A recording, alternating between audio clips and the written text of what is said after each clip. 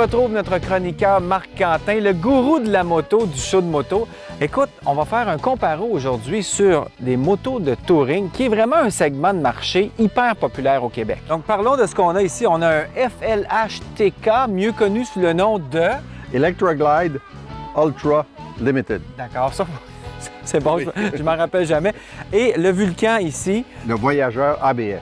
Ce sont deux motos qui se ressemblent, mais qui, quand on les chevauche, sont complètement différentes. C'est pas la même machine du tout et chacune a ses forces et oui, avouons-le, ses faiblesses aussi.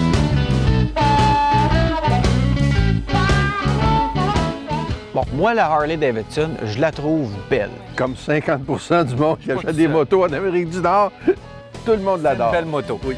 Ensuite, bon, Kawasaki sont allés chercher une similitude, mais en mettant un peu plus de design. La protection au vent est meilleure, par contre, sur la Kawa, à mon goût, avec les pièces d'origine. C'est que, il y a un point intéressant qui arrive ici, c'est qu'une Harley-Davidson, quand vous achetez ça, vous achetez pas juste la Harley. Vous allez mettre des petits déflecteurs le long des fourches, vous allez vous acheter un autre, vous allez ajuster la machine. On achète le droit d'acheter des pièces. On achète le droit d'acheter des accessoires, si vous voulez. Il y a la même chose sur la Kawasaki, mais le marché n'est pas aussi gros, donc il n'y a pas la même présence d'accessoires.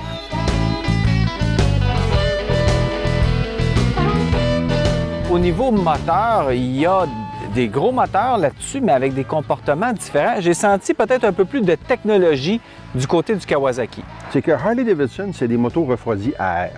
Les Japonais, eux autres, ils cachent le radiateur, mais le moteur est refroidi par liquide, donc est plus efficace dans la culasse, plus facile à faire fonctionner. Et puis des fois, des moteurs refroidis à air, vous en êtes aperçu, puis moi aussi, ça rejette beaucoup de chaleur dans l'atmosphère. Quand tu fais 20 degrés maximum aujourd'hui et je sentais déjà de la chaleur sur ma jambe droite qui vient de l'échappement qui passe juste en dessous.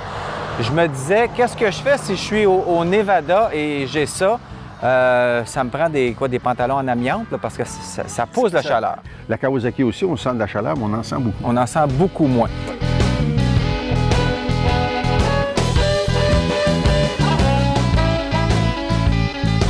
Bon, ce qu'il faut dire aussi pour les gens qui songent s'acheter une moto de cet ordre-là, de cette classe-là, c'est pas des motos pour débutants parce que c'est très lourd. La direction, c'est difficile. C'est peut-être pas une machine pour la première ou même la deuxième moto.